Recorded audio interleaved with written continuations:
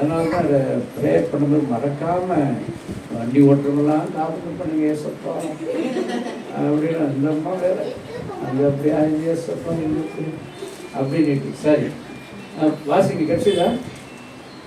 வெளிப்படுத்தல் 2ஆம் அதிகாரம் 4ஆம் வசனம். நீ ஆதியிலே கொண்டிருந்த அன்பை விட்டாய் என்று உன் பேரில் எனக்கு குறை உண்டு.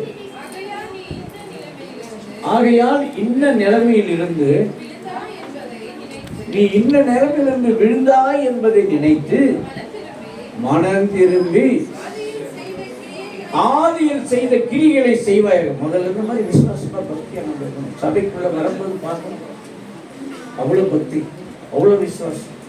அப்புறம் ரெக்கம் முடிஞ்ச அல்லேலூயா. அதுதான் ஆவியானவர் எபேசு சபைக்கு சொல்லும்போது சொல்றார். அந்த சபையாரே அப்படித்தான் இருந்தாங்க. எங்களுடைய சபையார் எப்படிங்கிறாங்கன்னு எனக்கு தெரியும். அவர்கள் யுத்தத்திலே வல்லவர்கள்,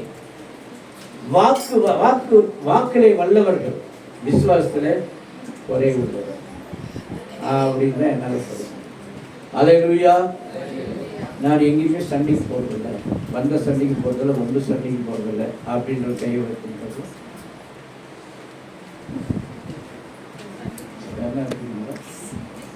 அப்போ நீங்கள் ஒன்று சண்டைக்கு போகிறீங்களா, வந்த சண்டைக்கு போகிறீங்களா? எதுக்குமே போகிறது. இப்போ முடிஞ்ச உடனே ஒன்று ஸ்டார்ட் பண்ணுறோம் தெரியுது. அல்லேலூயா. வம்பு நீ சண்டைக்கு நீ வர்றதில்லை, சரி வம்பு சண்டை உங்கள்கிட்ட வருது, விட்டு கொடுக்குறியா பார்க்கலாம். அல்லேலூயா.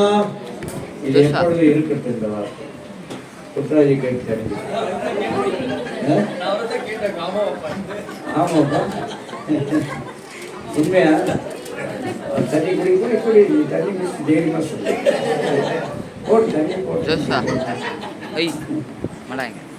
அல்லேலூயா. நான் இருக்கிறேன், நீ ஒன்றும் பரவாயில்ல, நீ சொல்லு. வீதார் வரைக்கும் வேணா நான் வர்றேன். அல்லேலூயா சொல்லுங்க. அல்லேலூயா. சில பேர் பாதிக்கப்பட்டிருப்பாங்க, ஓரமாக நிற்கிறாங்க, அப்படி சைலண்டாக வைக்கிறாங்க. சரி, இங்கே மனம் திரும்பும்படியாக இவருக்கு வாக்கு சமயம் கொடுத்து விட மனம் திரும்பவில்லை. உங்களுக்கு பல முறை எச்சரிக்கையாகவும் அதே போல கண்டிப்பாகவும் சாதாரணமாகவும் பிறகு நகைச்சுவோடு கலந்து தேவனுடைய வார்த்தை உங்களுக்குள்ள வருது, ஒரு கதையோடு கூட வருது. அதனால உங்களுடைய வாழ்க்கையில நிறைய மாறுங்க. விக்கிரக ஆராதனைக்கு போகிற மாறுங்க, பயபக்தியா ஜீவிங்க, தேவனை சார்ந்து வாழுங்க. இங்க ஒரு சம்பவம் பாருங்க. இதுதான் அந்த ராஜா என்ன ஆயிட்டார் பாருங்க. அரண்மனையில உட்கார்ந்து சிம்மாசனத்திலிருந்து இருதயம் மாறப்பட்டது. இருதயம் மாறினா மைண்டு மாறுது. மைண்டு மாறின உடனே அரண்மனையிலிருந்து கீழே இறங்கி போறாரு. கீழே இறங்கி எங்க போறாரு? அரண்மனைக்கு வெளியே போய் தோட்டத்துல போய் பில்லு மேய்றாரு. தோட்டத்துல போய் பில்லு மேய்றாரு. அவர் அனுப்புங்களா? நான் போட்டுக்கிறேன், வரமாட்டேன். அதனால அங்க போய் பில்லு மேய போறாரு. ராஜா வந்து அந்த பக்கம் உலாவ கூட வந்திருக்க மாட்டார். அவரு டைம் பாஸ் பண்றதெல்லாம் அந்த புறணுவாங்க. அப்புறம் அரண்மனைக்குள்ளே அவங்களுக்குலாம் நடமாட்டம். தோட்டத்து பக்கம்லாம் மேல இருந்து அப்படி பார்த்துருப்பாங்க அரண்மனை. ஆனா அந்த அரண்மனைக்குள்ள இருந்து இறங்கி போய் பிள்ளை மேயிற ஒரு ராஜாவை நம்ம தேவ வசனம் அப்படியே நிறைவேறுகிறது. ஒரு அழிவே சொல்லுமா? சொப்பனம் வந்தது. அங்கே தானியேல் ஒரு தீர்க்கதரிசின்னு அவர் சொல்லலாம். தேவ மனிதன், தேவனுடைய ஆவியை பெற்றவர். அவர் சொல்றாரு, இப்படி இருக்குது ராஜாவே, சீக்கிரம் நீங்க மனம் திரும்புங்க. அவன் பாவத்தை விட்டு விலகின பாடே கிடையாது. இன்னைக்கு மனம் திரும்புற எண்ணமே கிடையாது. சில பேர் செய்யறதெல்லாம் நியாயம்தான், நான் போறதெல்லாம் சரிதான். சந்தர்ப்பவாதிகளை இருக்கக்கூடாது, சமயத்துக்கு ஏற்ற வார்த்தைகளை பேசி பொய்களை பேசி இருக்கக்கூடாது அப்படின்னு அவனுக்கு எச்சரிக்கப்படுது. ஆனால் அவன் என்ன செய்யறான்? ஏன் மாறலப்பா? இல்லையே.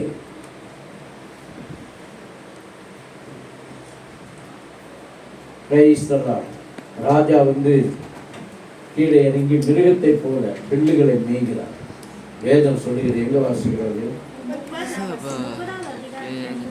30வது அதிகாரம் 30வது வசனம்.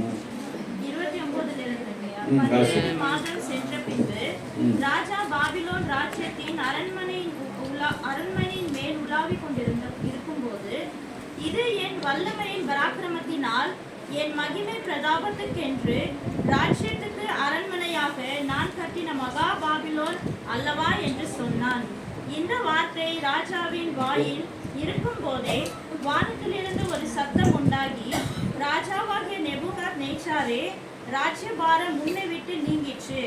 மனுஷரின் நின்று தள்ளப்படுவாய், வெளியின் மிருகங்களோடு சஞ்சரிப்பாய், மாடுகளை போல் புல்லை மேய்வாய்.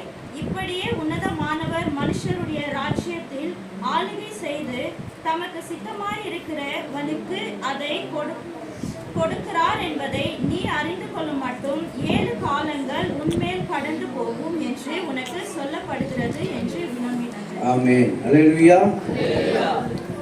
33வது வசனம் சொல்லுது, அந்நேரமே அந்த வார்த்தை நேபுகாத்நேச்சாரிடத்தில் நிறைவேறியது. அவன் மனுஷன் என்று தள்ளப்பட்டு மாடுகளைப் போல பிள்ளை மேய்ந்தான்.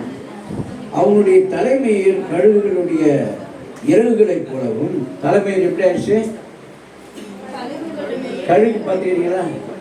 கழுகினுடைய அதனுடைய அந்த இறகு ஃபெதர்ஸ், அது கழுகு தரம் பெருசு பெருசாக இருக்குங்க. கோழி மாதிரி கூட இருக்காது. கோழி தான் கூட அழகாக இருந்துடும், அப்படியே தலை சீடு போகிற மாதிரி போயிட்டு இருக்காரு.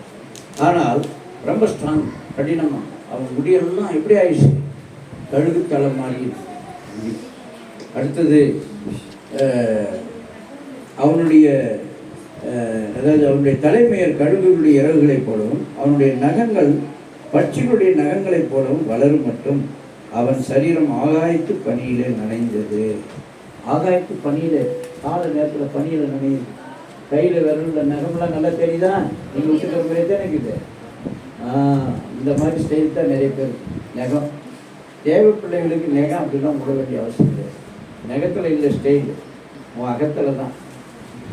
அந்த நகமெல்லாம் வெட்டு, எல்லோரும் கையும் கொஞ்சம் உயர்த்து. பொதுவாக லேடிஸுக்கு பக்கத்தில் இருக்கிறவங்க உங்களுக்கு சப்போர்ட் பண்ணுவாங்க, அதனால கேட்க முடியாது. ஜஸ்ட் பண்ணிக்காமன்னா வேணால் சேஃப் சேஃபாக இருக்குது. ஈட்டி மாதிரி சார் எல்லாருக்கும் கரெக்டாக இருக்குது. ஒரு தடவை நீட்டாக விட்டுக்கிறாரு. ஆனால் ஒன்றும் தெரிய மாட்டேங்குது. இங்கே இருந்துன்னே தெரிய மாட்டேங்குதுன்னா இங்கே கை எல்லாரும் நீட்டுறாங்க தைரியமா. என்ன லென்ஸை வச்சு பார்க்கணும். யாருமா? யார் நகை விட்டுக்கிறது? அது கேத்ரினா? எங்கே இருக்கா கேத்ரின்னு? சேரில் உட்காரு. சாலினி கூட காணும்.